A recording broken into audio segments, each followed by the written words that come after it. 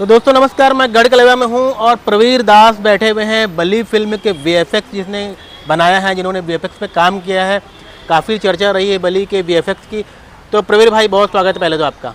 धन्यवाद बहुत बहुत ताविर भाई और आपके जितने भी दर्शक हैं सबको जय जौहर, जय छत्तीसगढ़। मैं जानना चाह रहा था आपसे कि भाई बली में जो वीएफएक्स आपने किया है वो कितना चैलेंजिंग था, कि वाकई में चैलेंजिंग था कि आपको जैसा बताया गया आपने कर दिखाया?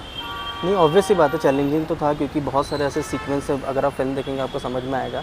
तो लाइक जैसे वो चुड़ैल वाला सीक्वेंस अगर आप देखोगे तो उसका बैकग्राउंड पूरा ही हम लोग ने ग्रीन स्क्रीन में शूट किया, तो उसमें कुछ भी मतलब रियल नहीं था। सिर्फ जो आजू बाजू के पत्थर थे जिसमें हमारी चुड़ैल बैठी थी, जो कैरेक्टर्स थे, सिर्फ वही रियल थे। बाकी आजू बाजू की कुछ प्रॉपर्टीज़ लाइक 10% जैसी चीज़ें वहाँ पे रियल थी। बाकी सबको हम लोगों ने 3D में पूरा बनाया है। बनाने के बाद उसको हम लोगों ने पूरा वहाँ पे कंपोजिट करके ग्रीन स्क्रीन को रिमूव करके, जो प्रोफेशनली होता है, लाइटिंग वाइटिंग अच्छे से करके मिला के उस हिसाब से फिर हम लोगों ने किया है। किसी एक सीन में बहुत ज़्यादा मेहनत लगी होगी?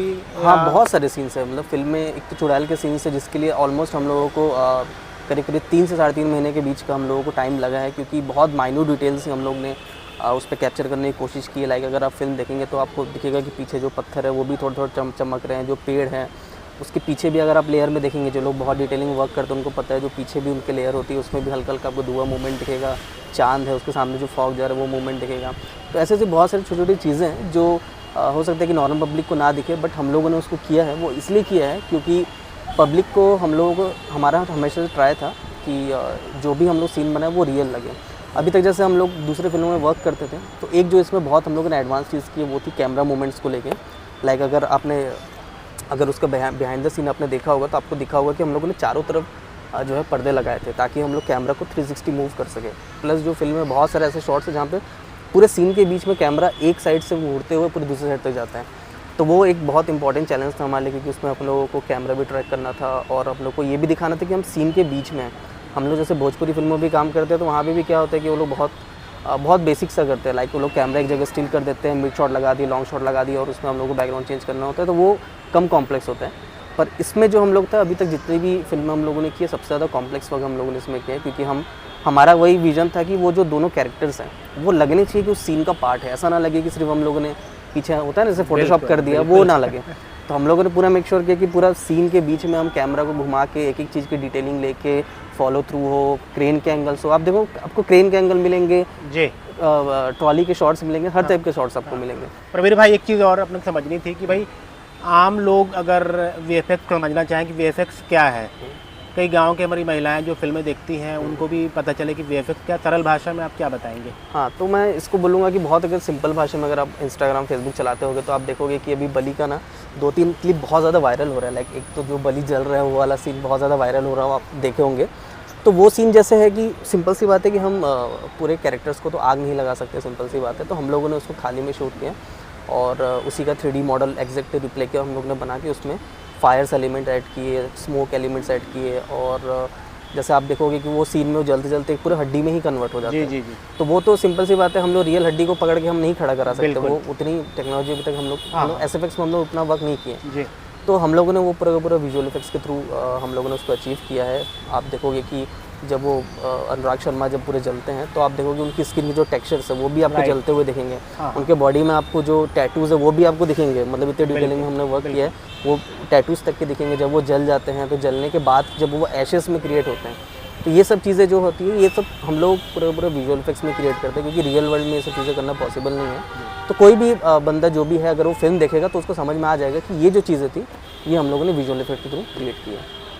प्रवीर भाई, अपनी जो इंडस्ट्री है लगातार स्ट्रांग हो रही है हर चीज़ में, चाहे बजट हो चाहे टेक्निकल पार्ट हो।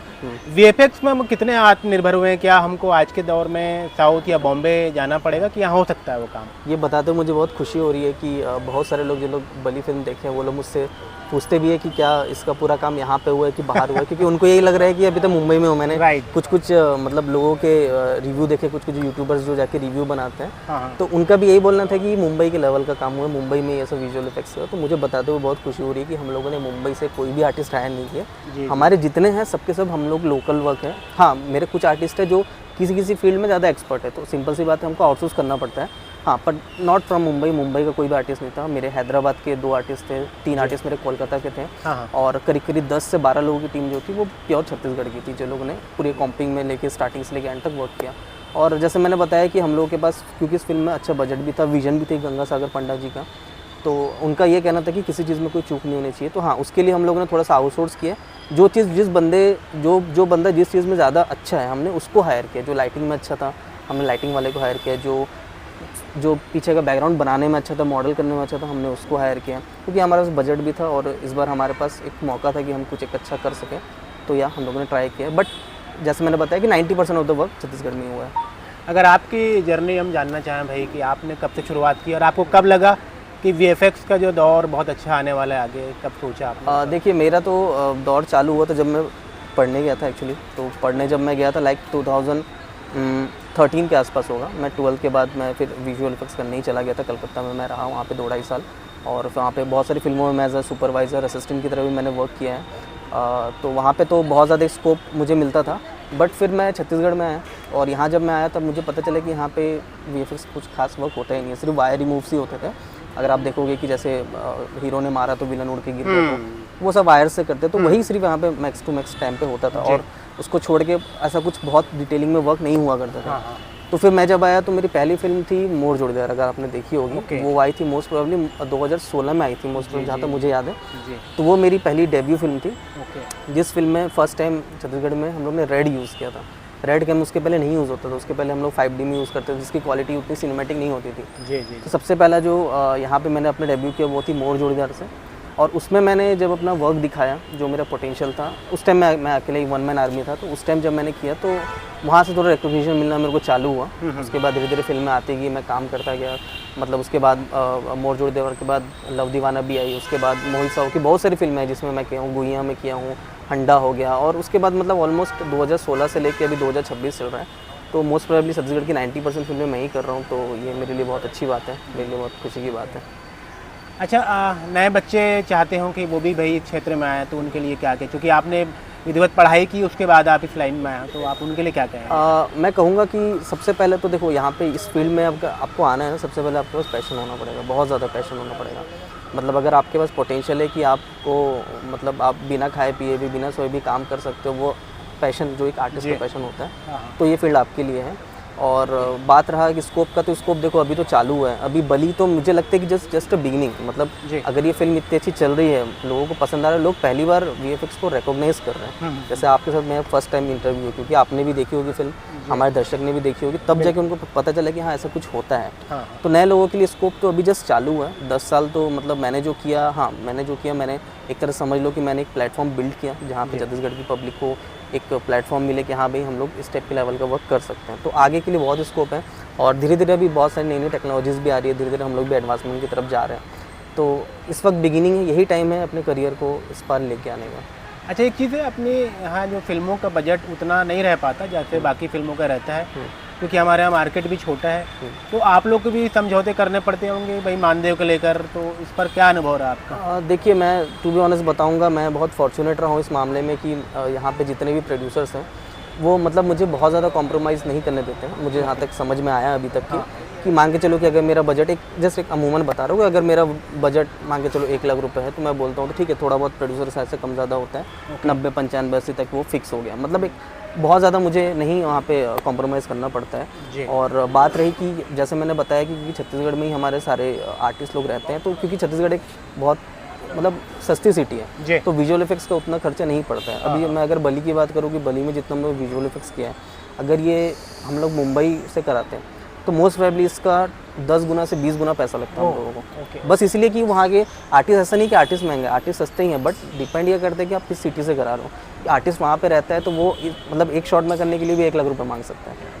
तो वो डिपेंड करता है कि आप किस सिटी में हो। और बात रहा कॉम्प्रोमाइज़ का, तो उतना ज़्यादा मुझे नहीं करना पड़ता है, क्योंकि जैसा मैंने बताया कि यहाँ के प्रोड्यूसर्स मेरे को अच्छे मिले, मेरी किस्मत अच्छी है, कह सकता हूँ। एक आखिरी सवाल, एआई का दौर है, तो क्या आपको एआई जो है अपने उस काम में, आपके पेशे में चुनौती है या आसान करता है आपके काम को? मुझे लगता है चुनौती नहीं है, मुझे लगता है आसानी करता है। क्योंकि अगर मान के चलो, देखो अब सिंपल सी बात है कि प्रोड्यूसर हो, डायरेक्टर हो या फिर एक वीएफएक्स आर्टिस्ट हो, हम सबको रिजल्ट से मतलब है ना। अगर मुझे किसी रिज़ल्ट के लिए 6 दिन वेट करना पड़ रहा है तो भी मुझे पे करना पड़ रहा है। और अगर मैं एआई भी यूज़ कर रहा हूँ तो हो सकता है कि वही 6 दिन का रिज़ल्ट मेरे को 1 घंटे में मिल जाए या 2 घंटे में मिल जाए।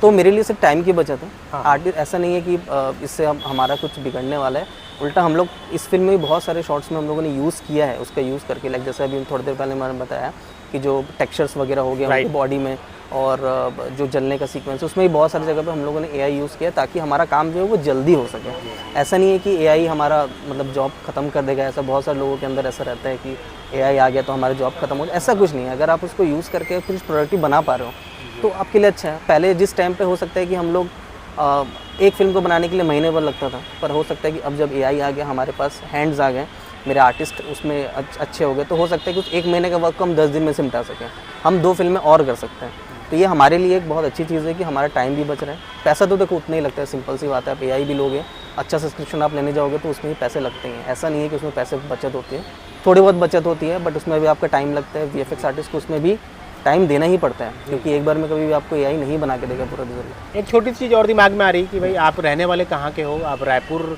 कब से आए और पेरेंट्स आपके क्या करते हैं? मैं तो पैदा भिलाई में हुआ हूँ, मेरी पैदाइश भिलाई पे है, और मैं आ गया था मेरे ख्याल से जब मैं क्लास 3-4 में था, तब मैं माना कैंप में शिफ्ट हो गया, जो माना कैंप एयरपोर्ट के बाजू में, वहाँ पे शिफ्ट हो गया। डैड की मेरी ज्वेलरी शॉप है और मॉम मेरी हाउसवाइफ है, नॉर्मल जो होता है घर का। मैं ही बस हूँ जो फिल्म थोड़ा सा अलग फील्ड में आया हूँ, क्योंकि जिस टाइम मैं आया था उस टाइम लोगों को ये सब चीज़ें नहीं पता होती थी। मतलब मुझे बहुत समझाना पड़ा अपने घर वालों को, अपने परिवार वालों को कि एग्जैक्टली ये क्या है, किस तरह से काम करता है, नहीं करता है। क्योंकि जैसे मैंने आपको बताया, जब मैं इंडस्ट्री में आया उस टाइम यहाँ पे स्कोप नहीं था, लोग नहीं वर्क करते थे, लोगों को पता ही नहीं था कि इस टाइप की कोई चीज़ें होती हैं। मोर जोड़ी के बाद जब चली, जो उसके बाद जब लव दीवाना चली, उसके बाद जब एक के बाद एक फिल्में आई, हंडा आई, गुइयाँ 2 आई, तो धीरे धीरे लोगों को पता चला कि हाँ इस टाइप की चीज़ें भी हो सकती हैं। उसके पहले यहाँ पे जो एडिटर थे उनको भी इतना कुछ नॉलेज नहीं था इन सब चीज़ों के बारे में। तो जब मैं आया, मैं ट्राई किया कि जितना हो सके लोगों को मैं नॉलेज दे सकूँ इस चीज़ के बारे में, ताकि उसी का यूज़ करके हम लोग इंडस्ट्री को आगे लेके जा सकें। ठीक है प्रवीण भाई, बहुत अच्छा लगा, काफ़ी कुछ आपने बताया, हमारा भी ज्ञान बढ़ा। बहुत धन्यवाद, बहुत शुभकामनाएं।